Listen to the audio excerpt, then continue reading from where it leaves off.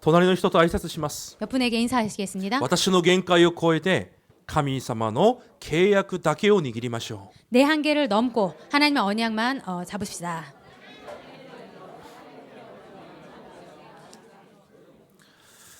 私たちと同じようにアブラハムが神様の答えを待っています。 우리들과 똑같이 아브라함이 하나님의 응답을 기다리고 で 있습니다. もアブラハムはその待つことの限界に至ります。 그렇지만 아브라함이 한계에 다다랐습니다. 神様の確かな契約はあるんだけど、自分の現実はその契約とどんどん離れていくからです。 하나님의 언약은 알고 있지만은 자신의 현실은 그 언약과 점점 멀어집니다. だからその現実を見てついに限界に至ります。 그래서 그 현실을 보고 드디어 한계에 다다랐습니다. アブラハムはカナンの地に住んでもう10年です。 아브라함은 가나안 땅에 거주한 지 10년이나 됐습니다. 75歳の時にガルテアウルから出てきたから今85歳です。 75세에 갈대아 우르에서 나왔기 때문에 지금 85세입니다. だから85歳の夫婦お互いこの状況を見てももう待つことができないんです。 그 노인 부부가 현실을 볼 때 더 이상 기다릴 수가 없습니다. また自分たちの肉体を見てもこれ以上絶対にもう不可能なんです。 그리고 자신들의 육체를 봐서도 더 이상 불가능합니다. だからそういう気持ちゆえに限界に至ってしまいます。 그런 마음으로 한계에 다다른 것입니다. その時アブラハムがすることが契約以外の人間の方法を探します。 그때 아브라함이 한 것이 언약 이외의 인간의 방법을 잡았습니다. 契約は神様が神様の時になさるという約束です。 언약은 하나님께서 하나님의 때에 하나님이 하신다는 것입니다. しかし人間はそれを待ちきれずに人間の方法を使ってそれをしようとします。 그런데 인간은 그것을 기다릴 수 없어서 인간의 방법으로 하려고 합니다. それを人本主義と言います。 이것을 인본주의라고 합니다. 神様の時刻表を待つ信仰を新本主義と言います。 하나님의 시간표를 기다리는 것을 신본주의라고 합니다. 今日その話です。 오늘은 이 내용입니다. アブラハムがまたサライが自分たちの方法で契約を成し遂げようとします。 사레와 아브라함이 자신의 방법으로 언약을 이루려고 합니다. だからまたここで創世記3章と同じことが繰り返されるんです。 그렇기 때문에 여기에서 창세기 3장 사건이 또다시 반복이 됩니다. 面白いのを見ると創世記3章の表現と創世記16章の表現は同じ表現です。 재밌는 것이 창세기 3장과 창세기 16장의 표현이 똑같다는 エ 것입니다. バがアダムに言ったように 하와가 아담에게 말한 サ 것처럼 ライがアブラムに言います。 사레가 아브라함에게 말합니다. アダムがエバのことを聞いたように 아담이 하와의 말을 들은 것처럼 アブラムがサライの言葉を聞きます。 아브라함이 사레의 말을 듣습니다. そしてエバがアダムにその実を取ってあげたように 그리고 그 하와가 아담에게 그 열매를 따서 준 것처럼 サライがアブラムに新しい妻をあげます。 사레가 그 남편 아브람에게 첩을 줍니다. 聖書はわざとこのように表現をしています。 성경은 일부러 이런 표현을 했습니다. 神様の時を待てない私のせっかちさ。 하나님의 시간표를 기다릴 수 없는 우리들의 조급함. だから契約から離れていくんです。 그래서 언약에서 멀어지게 됩니다. それを言って堕落と言うんです。 이것을 타락이라고 합니다. 堕落は私の生活がめちゃくちゃになることじゃないんです。 타락이라는 것을 우리들의 삶이 엉망진창을 말하는 것이 아닙니다. 私が契約から離れていくことなんです。 내가 언약에서 멀어지는 것입니다. 神様の約束から離れていくことなんです。 하나님의 약속에서 멀어지는 것입니다. 契約の目で見なければいけない私が 언약의 눈으로 봐야 되는 우리들이 私の考えで解釈をすることなんです。 내 생각으로 해석하는 것입니다. あ、こうすればうまくいくだろう。 이렇게 하면 잘 될 거야. このままじゃダメだ。 이대로는 안 돼. これが正しい。 이것이 바르다. こうした方がいい。 이렇게 하는 것이 좋을 거야. それが堕落なんです。 이것이 타락입니다. 神様の契約は契約だけ握って待っていれば神様がなさいます。 하나님의 언약만 붙잡고 기다리고 있으면 하나님께서 이루십니다. 今日このアブラムの堕落の結果どうなりますか？ 오늘 이 아브라함의 이 타락의 결과 어떻게 되었습니까? 後に自分の息子であるイスマエルを家から追い出さなければならなくなります。 나중에 자신의 아들인 이스마엘을 집에서 내쫓게 됩니다. またイスマエルの子孫とイサクの子孫は今でも今何年だ2020年今でも争っています。 그리고 이 이스마엘의 자손과 이삭의 자손이 싸우고 지금까지 싸우고 있습니다. もっと恐ろしいのは 더 무서운 것은요. 85歳にアブラハムがこのことをしたんです。 85세에 아브라함이 이런 짓을 했습니다. 今日本文を見ると99歳の時に神が現れたと書いてあります。 하나님께서 오늘 성경을 보면은 99세에 하나님이 나타났다고 써 있습니다. 約15年間 약 15년 동안 イスマエルが神の約束だと思って 이스마엘이 하나님의 언약이라고 생각하고 イスマエルが神の祝福だと思って 이스마엘이 하나님의 축복이라고 自 생각하고 分の人生の答えがイシュマエルだと思って 자신의 인생의 응답이 이스마엘이라고 생각하고 15年間熱心に走っていきます。 15년 동안 열심히 달려왔습니다. でも神にとっては何の価値がない15年なんです。 그런데 하나님에게 있어서는 아무런 가치가 없었습니다.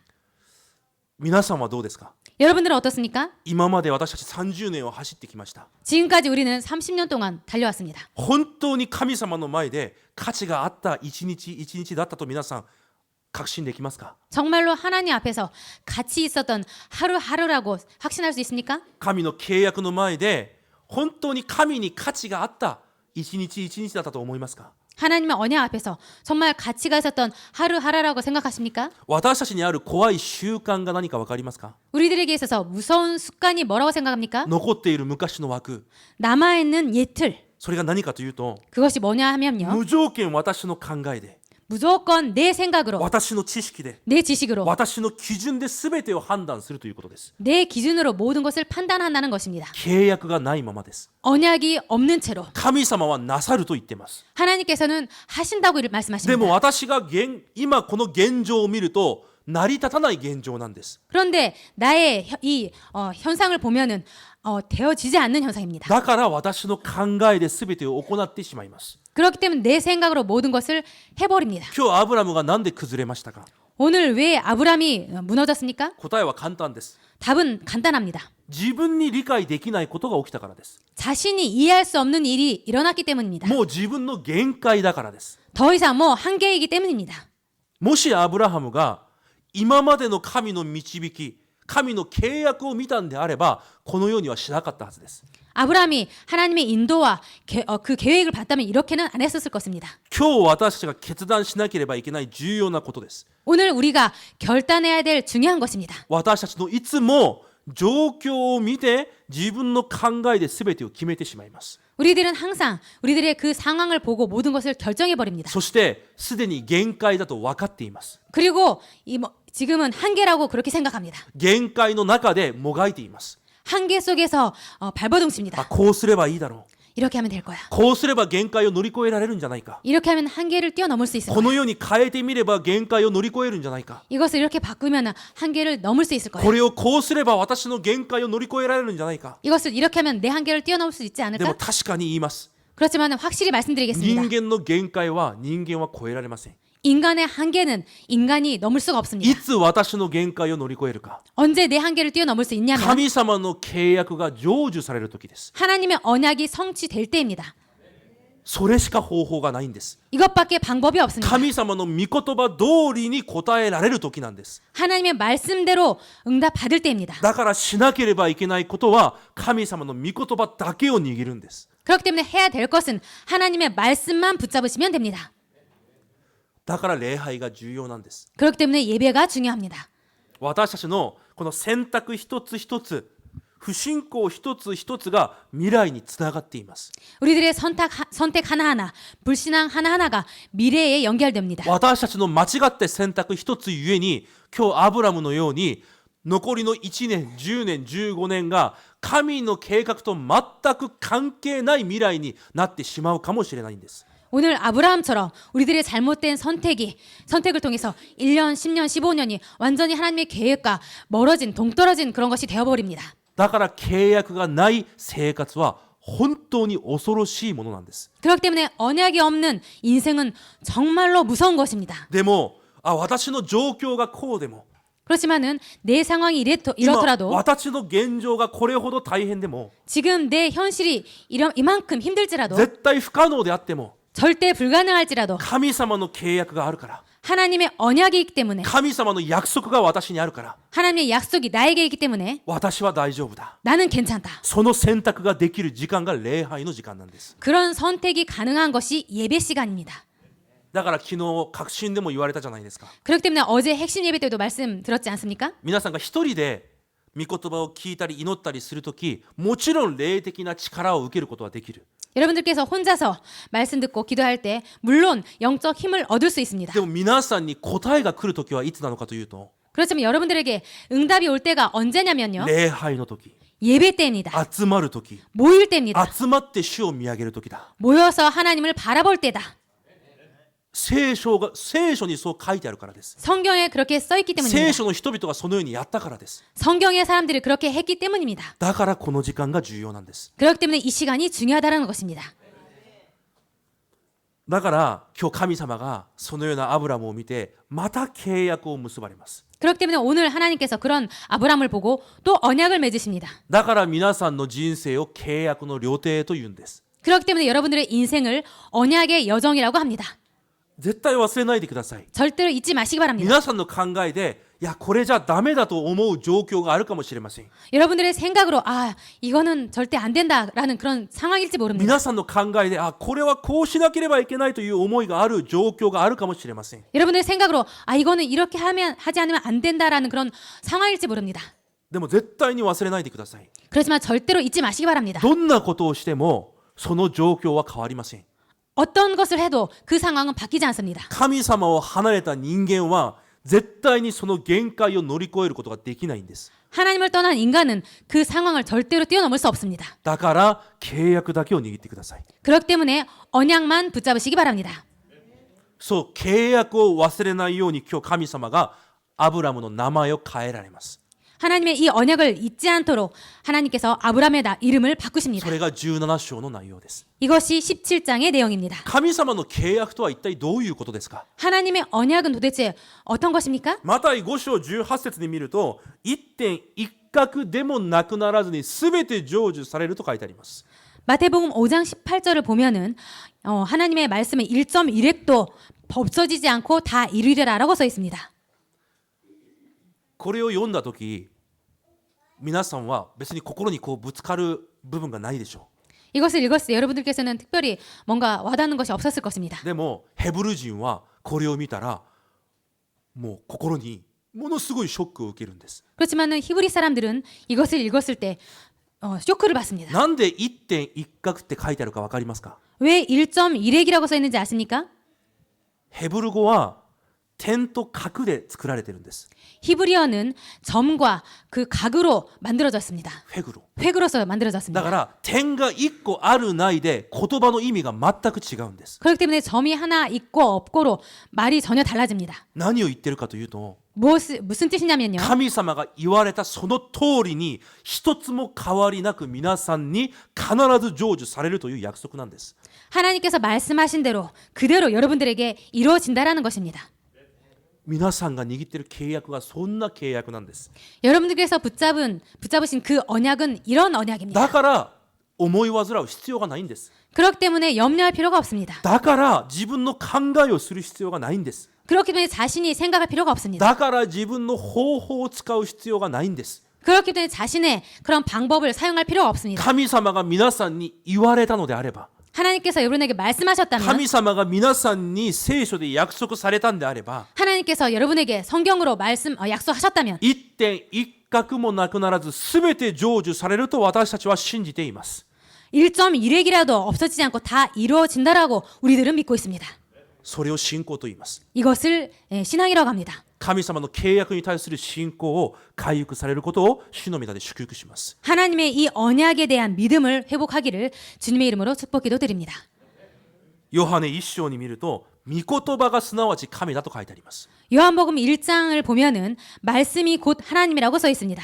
御言葉が天地を御言葉で創造したと書いてあります 말씀으로 천지를 창조하였다고 써 있습니다.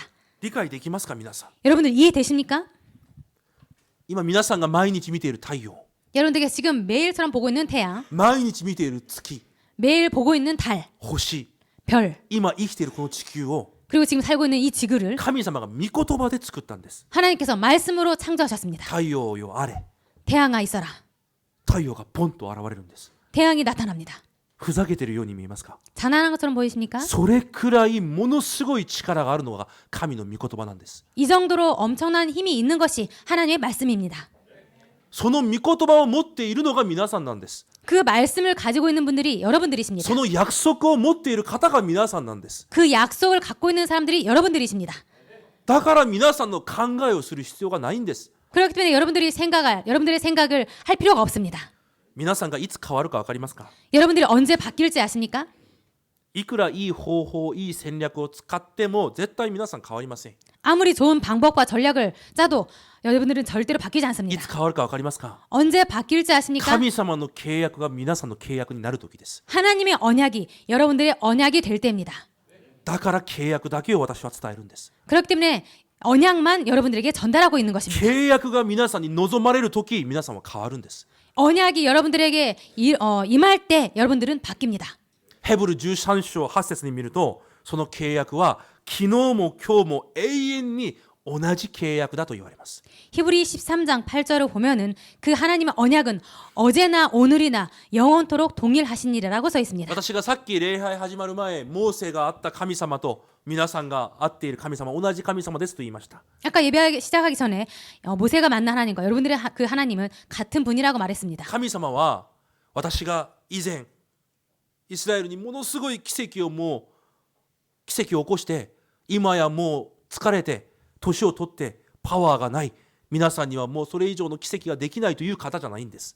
하나님께서는 예전에 엄청 많은 기적을 베푸시고 지금은 나이 들으셔서 더 이상 힘이 없는 그런 연약한 하나님이 아닙니다. 昔も今もそして永遠に少しも変わらない神様なんです。 어제나 오늘이나 영원토록 그리고 조금도 다르지 않은 동일하신 분이십니다. 皆さんはこの聖書の神様の福音のストーリーの延長線上にいる方なんです。 여러분들은 이 하나님의 말씀의 이 스토리의 연장선 안에 있습니다. 皆さんが聖書の主人公なんです。 여러분들이 성경의 주인공입니다.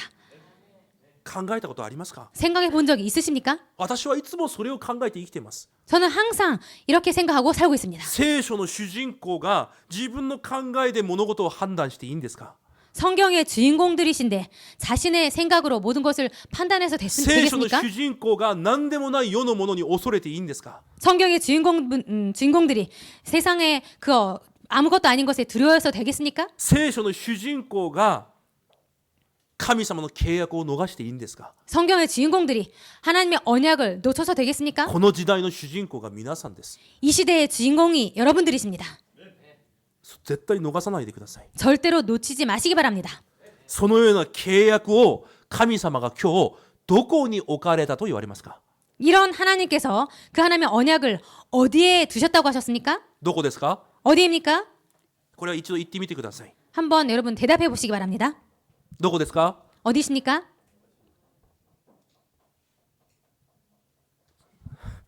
はい、大丈夫、私が言います。大丈夫です。 제가 すべ 말씀드리겠습니다. てを伝えますので、皆さんはしっかり握るだけでいいです。 제가 다 말씀드리겠습니다. 여러분들은 붙잡고 있기만 하면 됩니다. 皆さん必ず聖書を読んできてください。 여러분들 반드시 성경을 읽고 오시기 바랍니다. 土曜日にわざわざ週報をカカオトークで送る理由はそれ一つです 토요일날 일부러 카카오톡에 주보를 올리는 이유는 이거 한 가지 神 때문입니다. 様がその契約を神様と私の間に置かれたと書いてあります。 하나님께서 이 언약을 하나님과 나와의 관계 사이에 두셨다라고 써 있습니다. そしてから一節に言われます。 그리고 1절에 이렇게 말씀하십니다. あなたは私の前を歩み全きものであれ。 너는 내 앞에서 행하여 완전하라. 私は私の契約を私とあなたの間に立てる。 내가 내 언약을 나와 너 사이에 세워 너 사이에 두리라.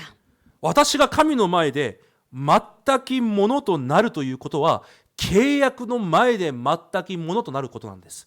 하나님 앞에서 행하여 완전하라라는 것은 언약 앞에서 그렇게 되라라는 것입니다. 契約の前で全きものになるということです。 언약 앞에서 완전한 자가 된다라는 것입니다. ほとんどの生徒が神の約束を信じている人じゃないんです。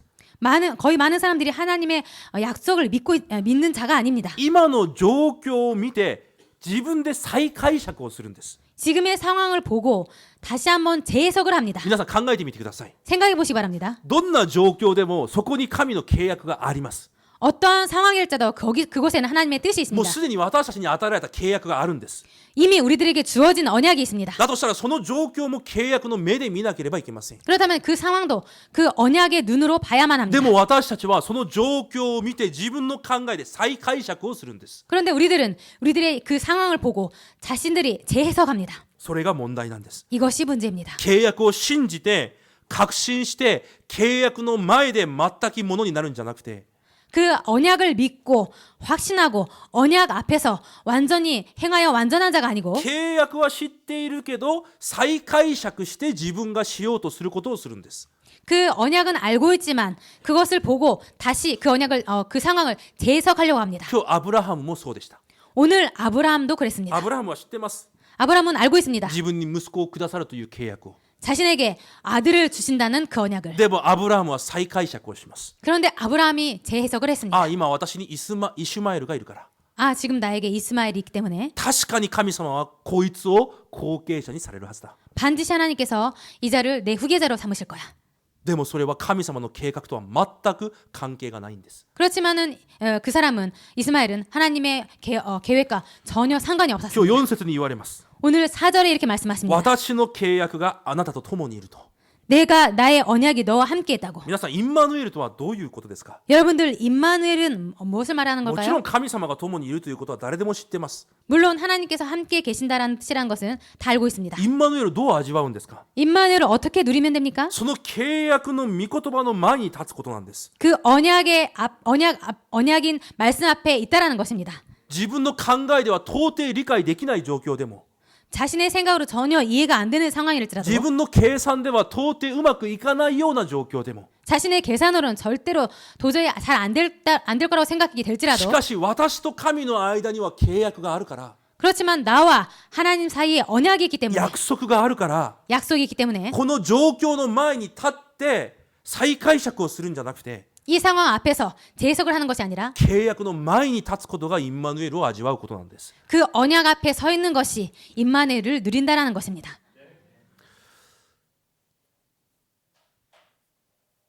神様は私たちに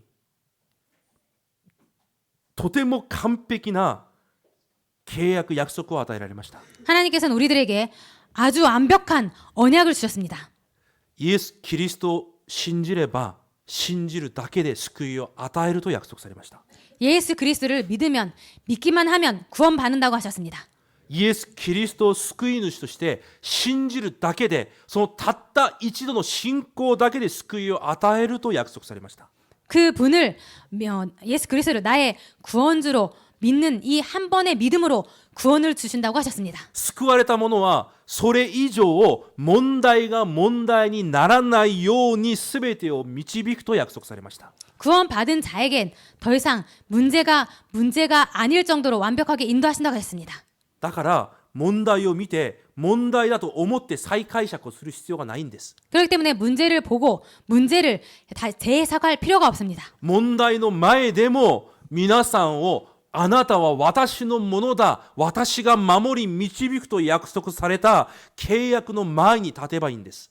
그 문제 앞에서도 너는 내 것이다. 하나님께서 그렇게 인도하신다는 그 하나님의 언약 앞에 서시면 됩니다. 皆さん、神の子供である皆さんに与えられた契約の前に立つだけでいいんです。 하나님의 자녀로서 그 언약 앞에 서기만 하면 됩니다. そして待てばいいんです。 그리고 기다리시면 됩니다. そうすれば完璧に導かれます。 그러면 하나님께서 완벽하게 인도하십니다. 聖書を皆さんは事実だと信じているから今この場にいるじゃないですか。 성경을 여러분들은 사실이라고 믿기 때문에 이곳에 와 계십니다. だから聖書で確かめてるんです。 그렇기 때문에 성경으로 확인하는 것입니다. 神様が完璧に導かれたじゃないですか。 하나님께서 완벽하게 인도하지 않으셨습니까? 契約のそばにいただけなのに、 언약 옆에 있기만 했는데 契約を握っただけなのに、 언약을 잡기만 했는데 神様が契約を成就されたじゃないですか。 하나님께서 언약을 성취하지 않으셨습니까? 皆さん契約を握ってください。 여러분들 언약을 붙잡으시기 바랍니다. 状況を見て自分の考えで再解釈しないでください。 상황을 보고 자신의 생각으로 재해석하지 마시기 바랍니다. 今まで生きてきた生き方で皆さんの状況に自分の方法を使わないでください。 지금까지 살아온 그 방법대로 상황을 보고 다시 생각하지 마시기 바랍니다. なぜ神様がアブラハムにまたこれほどまで契約を新しく与えられるんですか？ 왜 하나님께서 이 정도로 아브라함에게 또 다시 언약을 세우십니까? アブラハムを通して本当になさろうと思っている計画があるからです。 아브라함을 통해서 정말로 이루고자 하시는 그 계획이 있기 때문입니다. だから名前まで変えられます。 그렇기 때문에 이름까지도 바꾸십니다.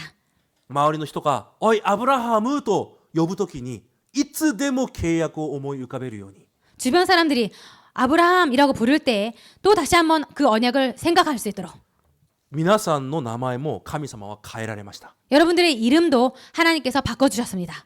皆さんは新しくなったものです。 여러분들은 새롭게 だ 되었습니다. から実は名前も変わっています。 그렇기 때문에 이름도 바뀌어졌습니다. あなたはパク・イエジンじゃないんです。 너는 박예진이 아니야. それはあなたの名前、もちろん名前だけど本当の名前があるんです。新しく与えられた名前。 그것이 물론 이름이지만 새로운 이름이 주어졌습니다. 私たちの新しい名前が神の子供です。 우리들의 새로운 이름이 하나님의 자녀입니다. 何も心配する必要がないんです。 아무것도 걱정할 필요가 없습니다. それさえ忘れなければいいんです。 이것만 잊지 않으면 됩니다. 神の子供は神様が絶対に手放すことなく完璧に握りしめて最後まで導かれます。 하나님의 자녀는 절대로 하나님께서 떠나지 않고 마지막까지 완벽하게 인도하십니다. 皆さんの父である神は過ちが少しもない方です。 여러분들의 아버지신 하나님은 조금도 실수가 없으신 하나님이십니다. そして皆さんにまた新しい皆さんの名前はたくさんあります。 그리고 또 다른 이름이 있습니다. 여러분들에게 많은 이름이 神 있습니다. 様は皆さんに名前を与えられました。 하나님께서 여러분들에게 이름을 주셨습니다. 伝道者という名前、 전도자라는 이름, 宣教師という名前、 선교사라는 이름, 神様の契約が含まれている名前なんです。 하나님의 언약이 담긴 이름입니다. 私は今週その契約が含まれた名前、 언약이 담긴 이름. タイトルをそれにしようかと悩んでたんですけど、 제목을 이렇게 하려고 생각했습니다만 皆さん一度考えてみてください。 여러분 한 번만 생각해 보시기 바랍니다. 神様の契約が含まれている名前をいただいたんです。 하나님의 언약이 담긴 이름을 받은 것입니다. 伝道者だ、 전도자다, 宣教師だ。 선교사다. 皆さん、伝道は永遠な神様の導きの中に入っていくことなんです。 이 전도라는 것은 영원한 하나님의 인도 안에 들어가는 것입니다. 皆さんが伝道者ということは神様に握りしめられてもう二度と神様に手放されることがない人生だということなんです。 이 전도자라는 것은 하나님께 우리를 꼭 붙잡으시고 절대로 우리를 떠나지 않는다라는 것입니다. なぜですか？ 왜입니까? 約束されているからです。 약속하셨기 때문입니다. 伝道者に水一杯を与えるその報いも私は絶対忘れない。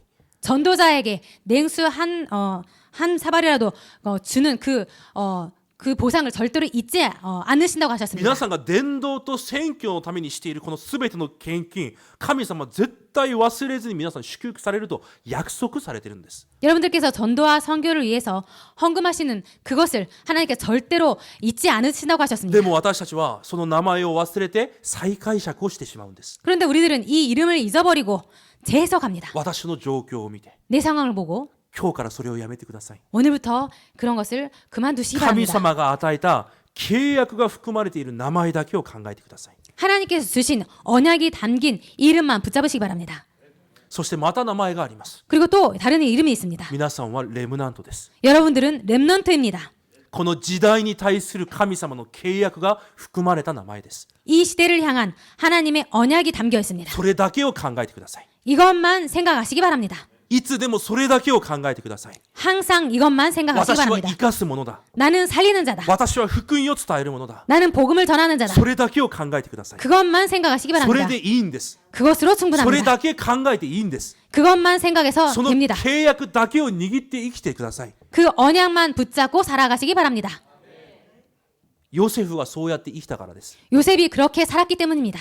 ヨセフは兄貴たちに捨てられ売られました。 요셉이 형들에게 형들 때문에 팔렸습니다. 奴隷となってまた濡れ衣を着せられて牢屋にまで行きました。 노예로 팔려서 누명까지 써서 그리고 감옥까지 들어갔습니다. そのヨセフが最後に何と言いましたか？ 그 요셉이 마지막에 뭐라고 말했습니까? こう言いました。 이렇게 말했습니다. 神様が私をそうなさったのは 하나님께서 나를 이렇게 하신 것은 この飢饉の中イスラエルの民を次の世代にまでつなげていくことができるため、彼らを生かすために神様が私をここに送られたんです。 하나님께서 나를 이 기근, 위기 속에 넣은 것은 이스라엘 백성들을 다음 세대로 연결시키기 위해서 하나님께서 나를 이렇게 하셨다고. もしヨセフがエジプトにいなかったらイスラエルは飢え死になっています。 만약에 요셉이 애굽에 없었다면은 이스라엘 백성들은 다들 굶어 죽었을 7 것입니다. 年間飢饉だったんです。 7년 동안 기근이었습니다. すべての国がエジプトに来て米を買っていくくらい飢饉だったんです。 모든 나라 사람들이 애굽에 와서 쌀을 사 갈 정도로 그런 기근이었습니다. でも神様がヨセフに対する計画をヨセフは知ってたんです。 그런데 하나님께서 요셉에 대한 그 계획을 요셉이 알고 あ、 있었습니다. 私を通してこの民を生かすため、 나를 통해서 이 백성들을 살리기 위해서 私を残したんだ。 나를 남기셨다. 私は奴隷でもなく、 나는 노예가 아니고 私は濡れ衣を着せられたものでもなく、 나는 누명을 쓴 자도 아니고 私は罪人でもない。 나는 죄인도 아니야. 神が生かすために残されたレムナントだ。 하나님께서 살리기 위해서 남기신 렘넌트다. その名前一つを持ってヨセフは一生生きたんです。 요셉은 그 이름 하나를 가지고 평생 살았습니다. 皆さんもその契約の名前一つを持って残りの人生を生きてください。 여러분들도 이 언약의 이름 하나 가지고 평생을 사시기 바랍니다. 残りは神様に任せればいいんです。 나머지는 하나님께 맡기시면 됩니다. もう名前はたくさんありますが、もう一つだけ皆さんの名前を、もういいものを一つ選んで今週から使ってください。 이름이 많이 있습니다만 여러분들께서 좋아하시는 이름 하나 붙잡으시고 일주일 사시기 바랍니다. 皆さんに与えられた契約の名前は何ですか？ 여러분들에게 주신 언약의 이름은 무엇입니까? 助け主、 보호자, そして道路者、 그리고 동역자, そして家主です。 그리고 식주인입니다. さっき言いましたね。 아까 말씀드렸죠. 契約が含まれた名前だと。 언약이 담긴 이름이라고. 契約は私が先週言いましたね。 언약에 대해서 지난주에 말씀드렸죠. 神様が神様の熱心で成し遂げるものだと。 하나님께서 하나님의 열심으로 이루시는 것이라고. 皆さんの熱心で助ける者、道路者、家主になるんじゃないんです。 여러분들의 열심으로 보호자, 동역자, 식주인이 되는 것이 아닙니다. この名前の契約を握って毎日祈ってください。 이 언약의 이름을 붙잡으시고 매일 기도하시기 바랍니다. その名前だけを見て皆さんの人生を生きてください。 이 이름만 보시고 여러분들 살아가시기 바랍니다. その名前のために生きてください。 이 이름을 위해서 사시기 바랍니다. そのために皆さんに名前を変えられたんです。 그것 때문에 여러분들의 이름을 바꿔주셨습니다. 皆さん毎日その契約の深いところに入ってください。 여러분들 매일 이 언약의 깊은 곳으로 들어가시기 바랍니다. 絶対に状況を見て揺れ動かないでください。 절대로 상황을 보시고 흔들리지 마시기 바랍니다. 限界のような状況でも 한계 같은 상황일지라도 皆さん絶対忘れないでください。 여러분 절대 잊지 마시기 바랍니다. 限界のような状況でも 한계와 같은 상황일지라도 私が神様の契約をしっかり握れば 내가 하나님의 언약을 꼭 붙잡는다면 神様も私をしっかりと握ってくださいます。 하나님도 나를 꽉 붙잡아 주십니다. 今日19節に見ると面白いこと言われます。 오늘 19절을 보면은 재밌는 말이 써 まだ 있습니다. 生まれてもいないイサクと神様が契約を結ばれます。 아직 태어나지도 않은 이삭과 하나님이 언약을 맺으십니다. 神様の契約ってそんなものなんです。 하나님의 언약이라는 것은 이 정도입니다. 先週言ったように一方的に神様が結び、 지난주에 말씀드린 것처럼 하나님께서 일방적으로 そ 맺으시고 れを必ず成し遂げるのが神の契約なんです。 그것을 반드시 이루시는 것이 하나님의 언약입니다. なぜ私たちにこれほど多くの未来を御言葉で見せられていますか？ 왜 우리들에게 이 정도로 많은 미래를 말씀으로 보여주십니까? 講談だけじゃなく水曜日、金曜日、土曜日、集会、また明日もメッセージを通してなぜ皆さんの未来を御言葉で見せてるんですか？ 강단뿐만 아니라 수요일, 금요일, 토요일 그리고 내일까지 이렇게 말씀으로 많은 미래를 여러분들에게 보여주시니까 それを必ず私が成し遂げるから不信仰するなということです。 이 모든 것을 내가 반드시 이루기 때문에 불신앙하지 마라는 것입니다.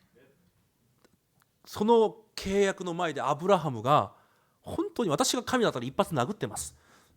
그 언약 앞에서 아브라함이 한 것을 보면은 今日 제가 하나님이라면 한 대 때렸을 것입니다. 17節18節を見てください。 17절 18절을 보시기 바랍니다. こう言いますアブラハムが。 아브라함이 이렇게 こ 말합니다. の全てを聞いてからアブラハムが言うことがこれです。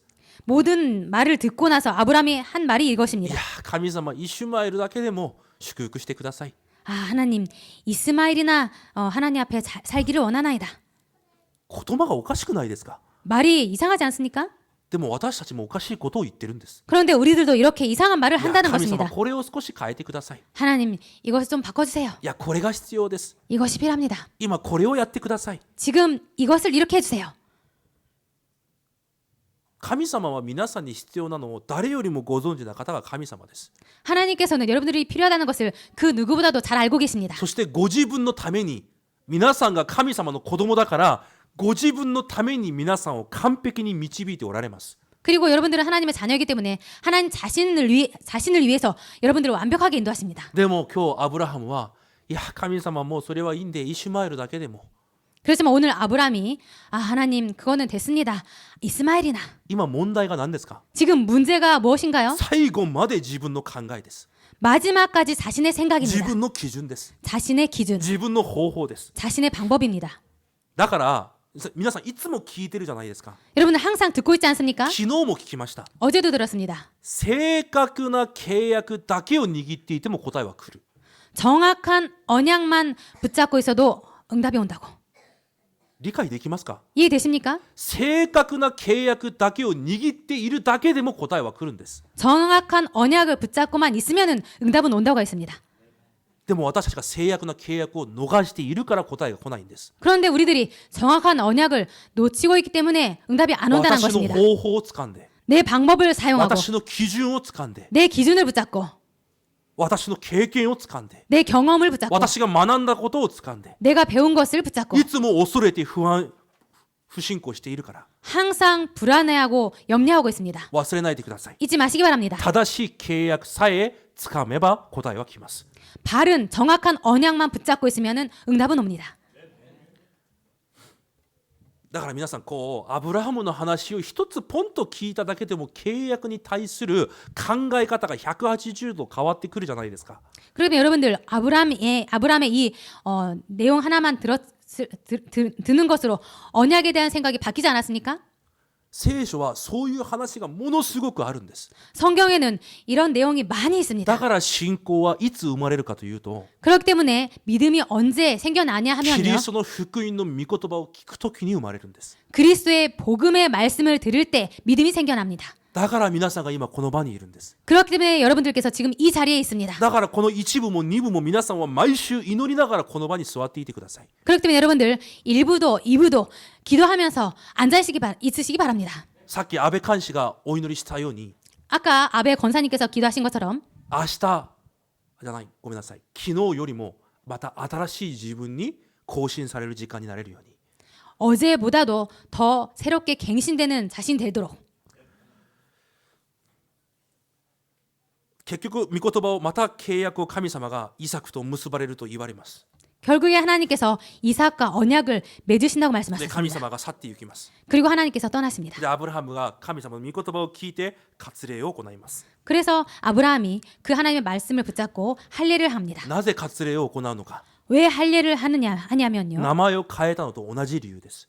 이름을 바꾼 것과 똑같은 이유입니다. トイレに行くたびに契約を思い出せということです。 화장실에 갈 때마다 언약을 생각해 내라라는 絶 것입니다. 対にこの契約を忘れちゃいけないということです。 절대로 이 언약을 잊어서는 안 된다라는 것입니다. ローマ書やコロサイ書、コリント1、2などを見ると、私たちの心にも神様が割礼をなさったと書いてあります。 로마서 골로새서 고린도 전후서를 보면은 우리들의 마음에도 하나님께서 할례를 행하셨다고 써 있습니다. 聖霊をもって割礼をなさったと言われます。 성령님을 통해서 우리들에게 할례를 하셨다고 합니다. 皆さんが神の前に立てば立つだけで聖霊が皆さんに契約をもう一度刻印させるという約束です。 우리들이 하나님의 언약 앞에 서는 것만으로 성령님께서 우리들의 마음에 할례를 행하신다는 것입니다. 今日アブラハムと同じように皆さんにも永遠な契約があります。 오늘 아브라함에게 한 것처럼 여러분들에게도 영원한 언약을 주셨습니다. 今日結論的に皆さんその永遠な契約に挑戦してください。 오늘 결론적으로 여러분들 이 영원한 언약에 도전하시기 바랍니다. 永遠な契約一つ目です。 영원한 언약 첫 번째입니다. 個人の救いです。 개인 구원입니다. 誰であってもイエス・キリストを受け入れるそのものは神の子供となる祝福を与えられます。 누구든지 하나님의 자녀가 되어서 구원받아서 하나님의 자녀가 된 자에게 하나님께서 축복하십니다. それは今も成し遂げておられる神様の永遠な契約です。 이것은 지금도 이루고 계시는 하나님의 영원한 언약입니다. それに挑戦してください。 이것을 도전하시기 바랍니다. そして家庭と家門の福音化、神様の永遠な契約です。 그리고 가정과 가문의 복음화, 이것이 하나님의 영원한 언약입니다. 必ず皆さんの家門を主が変えられるはずです。 반드시 여러분들의 가정 가문을 하나님께서 바꾸실 것입니다. 皆さんが少しだけ祈ればいいんです。 여러분들께서 조금만 기도하시면 됩니다. 特に今年私たちがやるべきことがあるじゃないですか。 특별히 이번 해에 우리들이 할 것이 있습니다. 300人を置いて本当に祈って30人の弟子の実を結ぶ。 300명 리스트를 만들어서 정말로 기도하고 30명의 제자를 삼는 것. やってますか皆さん。 여러분들 하고 계십니까? 私もやってます。 저도 하고 있습니다. まだ200人ちょっとしか200人もいません。 아직 200명밖에 없습니다. もう大丈夫です。 그래도 괜찮습니다. 始めてください。 시작하시기 바랍니다. 祈りを始めるということが重要なんです。 기도를 시작하는 것이 중요합니다. ここにもいます。今まだ百何十人しかいませんと私に言ってきた方もいます。 이곳에도 계십니다. 아직 170명밖에 없습니다라고 저에게 말씀하신 분도 계십니다. でもこの永遠な契約を握って祈るということが私たちに必要なんです。 그런데 이 영원한 언약을 붙잡고 기도하는 것, 그 기도하는 것이 우리들에게 중요합니다. 今年はそれを始めてください。 올해는 그것을 시작하시기 바랍니다. 神様、私を通して30人の弟子が立ち上がりますように。 하나님 저를 통해서 30명의 제자가 일어나기를. 皆さんが少しだけ契約を見上げて祈れば必ず主は働かれます。 여러분들께서 조금만 이 언약을 붙잡고 기도하시면 하나님께서 역사하십니다. 少しだけ、本当に少しだけ状況を見ないで契約を握って祈れば神様必ず答えられる神様なんです。 여러분들께서 상황을 보지 않고 조금만 언약을 붙잡고 조금만 기도하면 하나님께서 그것을 이루십니다. 体験されたじゃないですか。 여러분들 체험하시지 않으셨습니까? あ、ないんですね。 체험이 없으십니까? 私はあるんです。 저는 있습니다. だからこれほど確実に言えるんです。 그렇기 때문에 이 정도로 확실하게 여러분들에게 状 말씀드릴 수 況を見 있습니다. て考えたり自分の基準で方法で何かをしないでください。 상황을 보고 여러분들께서 생각하고 기준 삼고 방법을 사용하지 마시기 見 바랍니다. た状況をすべて祈りに変えて契約で祈ってください。 보시는 모든 상황을 기도로 바꾸시기 바랍니다. 神の前にひれ伏して祈れば答えられるんです。 하나님 앞에서 무릎 꿇고 기도하면 하나님께서 바꿔주십니다. なぜ答えがないのか。 왜 응답이 없냐면 皆さんが神の前でひれ伏してないからです。 여러분들께서 하나님 앞에 무릎 꿇지 않았기 때문입니다. 契約の名前をしっかり握って、 언약의 이름을 확실히 붙잡으시고 その契約に祈りで挑戦してください。 그 언약의 기도로 도전하시기 바랍니다. 皆さんの人生はそれだけで十分です。 여러분들의 인생은 그것으로 충분합니다. 結論です。 결론입니다. 最後に7節8節17章の7、8を一緒に読んで終わりにします。 마지막으로 창세기 17장 7절 8절을 같이 읽으시고 마치겠습니다. せーの。私は私の契約を私とあなたとの間に、そしてあなたの後のあなたの子孫との間に世々にわたる永遠の契約として立てる。私があなたの神、あなたの後の子孫の神となるためである。私はあなたが滞在している地、すなわちカナンの全土をあなたとあなたの後のあなたの子孫に永遠の所有として与える。私は彼らの神となる。アメン。皆さん、もし皆さんの子供がですよ、皆さんの子供が、どうしよう、こういう問題があるのにどうすればいいんだと、一日中、1ヶ月中悩んでいる姿を皆さんが見たとしましょう。 예를 들어서요, 여러분들의 자녀가 이 문제가 있는데 어떡하지라고 하루 종일 1개월 정도 계속 여러분들 앞에서 그렇게 고민한다고 칩시다. 皆さんは必ずこう言うはずです。 그때 여러분들께서 반드시 이렇게 말씀하실 것입니다. 何があっても私が解決するから、 어떤 일이 있어도 내가 해결할 테니까 あなたはやるべき勉強だけをしてなさい。 너는 네가 해야 될 공부하고 있어. そのためにママがいるんだよ。 그것 때문에 내가 엄마가 있잖아. 私が寝ることなく働くことがあっても私がやるから。 내가 잠을 안 자고 일을 할지라도 내가 그것을 해결할 테니까. 皆さんは今そうやって生きているはずです。 여러분들은 지금 그렇게 살고 있을 것입니다. 大丈夫、私を信じなさいと。 괜찮아, 나를 믿어. 私に任せなさいと。 나에게 맡겨라. でもなんで皆さんは皆さんの父である神様に任せないんですか？ 그런데 여러분들은 여러분들의 아버지신 하나님께 왜 맡기지 않으십니까? なぜ皆さんは父に頼らないんですか？ 왜 여러분들은 여러분들의 아버지에게 의지하지 않습니까? なぜ自分の考えで方法で全てをなさろうとしてるんですか？ 왜 여러분들의 모든 생각과 방법으로 모든 것을 다 하려고 하십니까? 私たちもアブラハムと同じように私たち一人残ってます。 우리들도 아브람이랑 똑같이 우리 혼자만 남았습니다. 今アブラハムも一人残ってます。 아브람도 지금 혼자 남았습니다. 周りに誰もいません。 주변에 아무도 없습니다. みんな外国人で 모두 외국인이고 自分の故郷でもありません。 자신의 고향도 아닙니다. 私たちも同じかもしれません。 우리들 똑같을지 모릅니다. 神様の契約を与えられたという理由一つで、 하나님의 언약이 주어졌다는 그 이유 하나로 でも神様が皆さんに今日7節8節をもって約束されます。 그런데 하나님께서 오늘 7절 8절에 이렇게 약속하시고 계십니다. 私はあなたの神だ。 나는 너의 하나님이다. 私はあなたの子孫の神だ。 나는 너의 후손의 하나님이다. その約束で終わりです。 이 약속으로 끝입니다. その現場はあなたの現場になる。 그 현장은 너의 현장이 될 今日 것이다. 8節に約束されています。 그렇게 8절에 약속하십니다. その約束で終わりなんです。 그 약속으로 끝입니다. その約束だけ握ればいいんです。 그 약속만 붙잡으시면 됩니다. 隣の人と挨拶します。 옆분에게 말씀하시기 바랍니다. 神は私の神です。 하나님은 나의 하나님이십니다. また神はあなたの神です。 그리고 하나님은 당신의 하나님이십니다. お祈りします。 기도하겠습니다. 神様感謝します。 하나님 감사합니다. 私の限界を超えて神の契約だけを握れる信仰をお与えください。 나의 한계를 뛰어넘어 하나님의 언약만 붙잡을 수 있도록 하여 주옵소서. そして私に与えられた契約の名前だけをしっかりと握り挑戦できる私たちとなれるように祝福してください。 그리고 나에게 주어진 이 언약의 이름만 붙잡고 도전할 수 있도록 축복하여 주옵소서. イエス・キリストの皆によって感謝してお祈りします。 예수 그리스도 이름으로 감사드리며 기도드립니다. 아멘. 아멘.